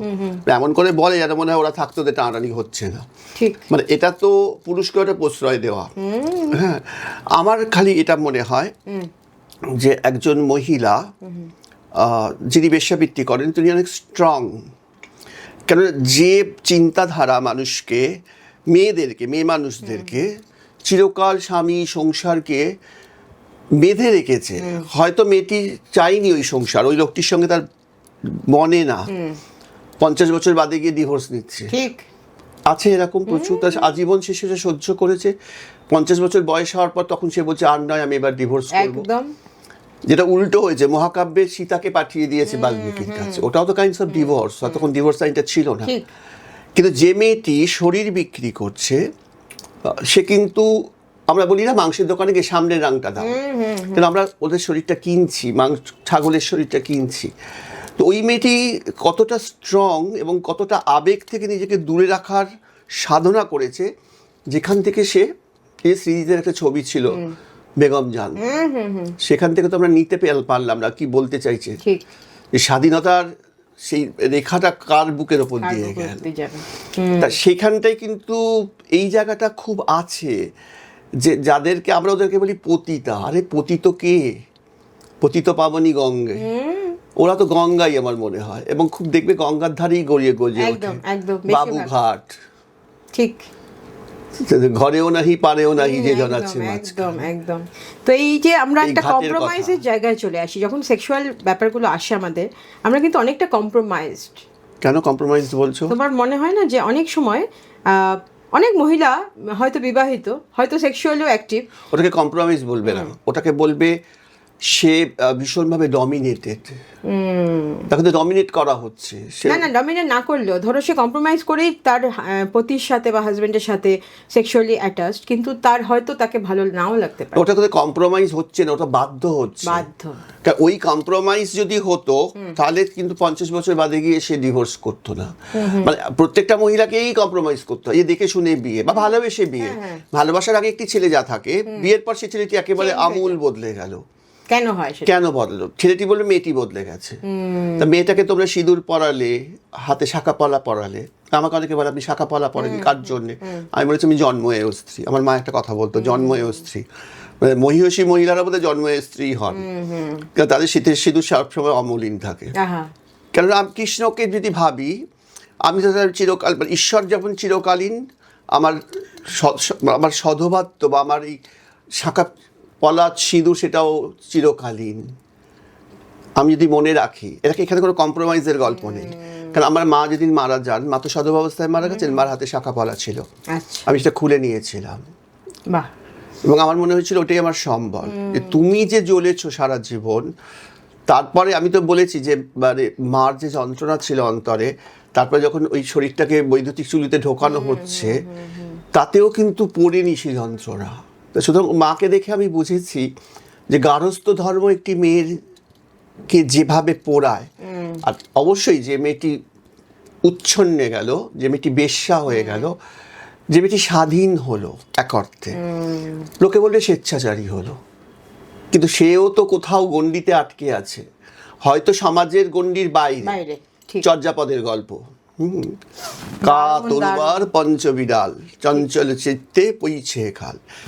মানুষ কিন্তু সেখানে গিয়ে লাফিয়ে পড়ছে, সে বাইরে গিয়ে, মানে বর্ণ যারা খুব বর্ণশ্রেষ্ঠ মানুষ, তারা ওইসব ডমনি চমনিদের কাছে গিয়ে শরীর কিনছে। সেই পুরুষ তার সংসারের যে চিরকালীন যে গার্হস্থ্য ধর্মের যে একঘেয়ে খাবার, সেটা সে খাচ্ছে না, সে মুখ পাল্টাতে যাচ্ছে সেখানে। আর ওই মেয়েগুলো হাসছে। আমি অনেক সময় দেখেছি, আমার একটা নারী শক্তি বলে আমি নৈহাটিতে একটা রেড লাইট এরিয়ার মেয়েদের নিয়েই আমি একটা প্রতিষ্ঠান করেছি। হঠাৎ করে বলা হয়ে গেল, হ্যাঁ, সেটা আমি মানে রোটারি থেকেই করেছিলাম। এখন মেয়েগুলো নিজেরাই চান, আমি খুব চোখের সামনে দেখেছি। আমার বাড়িটা হচ্ছে নৈহাটির এমন জায়গায়, যে জায়গাতে সমরেশ বসুর গল্প, সুরপুরীতের গলি, ছেঁড়া তমসুক, সমরেশ বসু আমার ওই একই জায়গার মানুষ। তো ওই যে বহুদিনের পুরনো, কেননা বেশ্যাবৃত্তিটা তো এটা আদিম নাকি পেশা, হ্যাঁ, কিন্তু আদিম হয়েও সেটা আধুনিক এখন, মানে লোকশিল্পের মতো আর কি। তা সেই জায়গা থেকে আমার ওদেরকে যখন দেখেছি, তারা কিন্তু আমাদের সাথে মিশেছে। আমাদের তো রেড লাইট, আমাদের তো পড়শি, তারা প্রতিবেশী, মানে আমাদের ওই হোয়াইট লাইট এরিয়ার মেয়েরাও আছে, রেড লাইট এরিয়ার মেয়েরাও আছে, এবং তারা বলতে লজ্জা পায় যে বলিস না আমরা ভেতরের মেয়ে। ভেতর মানে হচ্ছে ওদের জন্য গলির মধ্যে থাকো, ওরা বাইরের না। আমি ওদেরকে একটা দারুণ কথা বললে যে ওরা কতটা সাহসী হলে আজকে এরকম একটা কাজ করতে পারে নির্দ্বিধায়। সাহসী বলবো না, যে কতটা তক্ত হয়েছে, উত্তক্ত হয়েছে, তখন মানে বেরিয়ে এসেছে। অ্যাসিড আক্রান্ত মেয়েরা যেমন বেরিয়ে আসে, মুখটাকে তারা ঢাকে না, মুখোশ পরে না, কারণ সে বোঝে এই আক্রান্তের জন্য আমি দায়ী নই। যে আমাকে এভাবে দাগি করেছে, আমাকে এভাবে কুৎসিত তৈরি করেছে, সে দেখুক আমি তো নগ্ন। আমরা কালীকে যে পুজো করি, কালী কেন নগ্ন? সাধক জিজ্ঞেস করে, মা তোর বসন কোথায় বল? হ্যাঁ, আরে বসন কোথায়? বসন্ত তো আমরা উতলা উত্তরীয় তুমি আকাশে উড়িয়ে দিয়েছো। তো সুতরাং যে মেয়েটি আমরা কখনো শ্রদ্ধা করেছি, যে মেয়েগুলো রেড লাইট এরিয়ায় থাকে, অন্তত আমরা গল্প লিখেছি ওদের নিয়ে। এবং আমি রিসেন্টলি তোমার এখানে আসার আগে কালকে আবার করে আমি শ্রীকান্ত করছিলাম শরৎচন্দ্রে।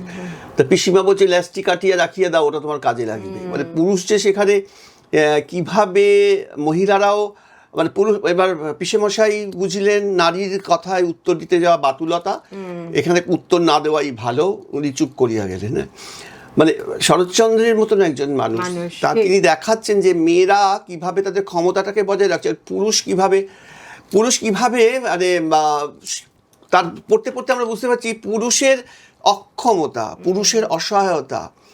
মেয়ে না থাকলে একটা পুরুষ যে কত অসহায় সেটা তারা জানে, কিন্তু স্বীকার করে না। এবং এই যে অস্বীকার করা, তার যৌনতার জন্য তখন তারা ওই যায়। এই যে তুমি তো সোনাগাছির থেকে বইও বেরিয়েছে দেখবে, বাবু বৃত্তান্ত, ও সোনাগাছির কি ছেলেই লিখেছেন। যখন এই দুর্বার মহিলা ওরা ওই বইগুলো প্রকাশ করেছে, সেখানে ওই যৌনকর্মীর সন্তান সে লিখছে যে প্রতিনিয়ত কারা আসেন, কোন বাবুরা আসেন, কোন অসন্তুষ্টি নিয়ে আসেন সেই সামাজিক বাবুরা, এবং এসে ব্যবহার করেন ওই মহিলাগুলো। একদমই তাই। না, আমরা তো বঙ্কিমচন্দ্রে পড়েছি না, বঙ্কিমকৃষ্ণকান্তের ভ্রমর আর রোহিণী। অন্নচন্দ্রিমার কিন্তু একটা আলাদা ডাইমেনশন ক্রিয়েট করলো আজকের টপিক। হ্যাঁ, রোহিণী এবং আমরা যে ভ্রমরের গল্প পড়েছি। অন্নচন্দ্রিমা আস্তে আস্তে শেষ করছি। ভীষণ ভালো লাগলো এবং অনেক কিছু আমার মাথায় ঢুকলো এবং ভাবতে আরম্ভ করলাম আজকে থেকে যে অন্যভাবে কিভাবে ভাবা যায়। অন্নচন্দ্রিমা তো শুধু অন্নচন্দ্রিমা শেষ হইল না শেষ, এরকম একটা ছোট গল্প। একদমই, আরও মনে হচ্ছে অনেক আড্ডা দেওয়া যেত, অনেক কিছু জানা যেত, কিন্তু সময় আমাদের কম। তোমার কেমন লাগলো অন্নচন্দ্রিমা এসে? আমাদের দর্শকদের একটু যদি জানাও। খাবারটা খুব ভালো লাগলো। আর চন্দ্রিমাকে আমি মানে ক্যামেরায় বলছি, ওকে কিন্তু আমি অফ ক্যামেরায় বলেছি, অসাধারণ গান গায়। আর গানের জন্যই আমি সত্যি কথা এপিসোডে যাওয়ার আগে চিন্তা করি, মানে যেমন ফ্রেন্ড রিকোয়েস্ট নেওয়ার সময় আমরা দেখি তার হোয়াটসঅ্যাপ কি, আমিও সেটা কিন্তু করি। হ্যাঁ, যে যাবো তার কাছে, সে কেমন হবে, কি বৃত্তান্ত, কিছু কিছু বিচার এক্সপিরিয়েন্স আমি বলছিলাম হয়েছে আমার। তো সেক্ষেত্রে আমি দেখেছি ও একা থাকে, ওর বট ও প্রসিত ভর্তিকা। আমার ওই উপন্যাসটার নাম হচ্ছে অন্তহীন প্রসিত ভর্তিকা। প্রসিত ভর্তিকা মানে যে নারীর স্বামী বিদেশে থাকে। মানে আমাদের স্বামীরা সব বিদেশেই থাকে, মথুরায়, কৃষ্ণ মথুরায় থাকেন। এবার রাধার যে ভিতরে রাধার কি হইল অন্তরে ব্যথা, রাধার ব্যথা হলে কি সে রান্না করবে, তখন কান্না চাপার জন্য রান্নাটাই সবচেয়ে বড় জায়গা। তা সেই যে ভেপারটা, সেই ওর খাদ্যে সেই স্বাদটা এসেছে, নারীর অন্তরের যন্ত্রণার যে খাবার। নারী তো সঙ্গে নারী তো খাদ্যই, আর নারী অখাদ্য হয়ে গেল খুব মুশকিল, কে খাবে তোকে। সুতরাং সেই জায়গা থেকে আমার চন্দ্রিমাকে কোথাও একটা একাত্ম বোধ করেছি, মানে আমার এই একা থাকা এবং একা মাথা তুলে থাকা। এখন আমার একা বলতে অসুবিধা হয় না, কারণ আমার মনে হয়েছে ভগবান তো নিজেই কতটা একা, ওই খেলিছ এ বিশ্ব হলো। তো ঈশ্বর যদি একা হন, তা আমরা তো সেই ঈশ্বরের প্রতিভূ, আমরা তো একাই থাকবো, সবার সঙ্গে যুক্ত, সর্বতভাবে মুক্ত। অসাধারণ, খুব ভালো লাগলো। তোমার জীবন খুব আনন্দে কাটুক, এরকমই তুমি প্রসেসে থাকো, এরকমই তুমি পজিটিভ থাকো, আর এত সুন্দর থাকো, আজকে দেখতে অপূর্ব লাগছে।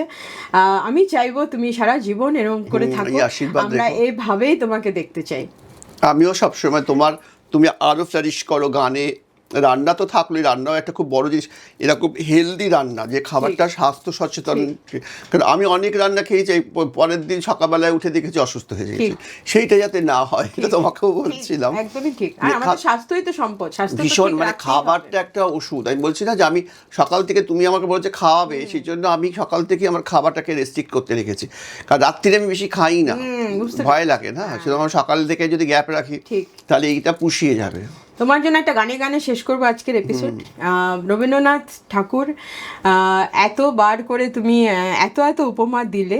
আর আমার মায়ের একটা খুব ফেভারিট গান ছিল, আমি আর মা যখন কারেন্ট চলে যেত বর্ষাকালে বা যে কোনো সময়, আমি আসামে থাকতাম, একটা ছোট্ট north eastern frontier railway, NF রেলওয়ের কোয়ার্টারে থাকতাম, বাবা যেহেতু রেলে চাকরি করতেন।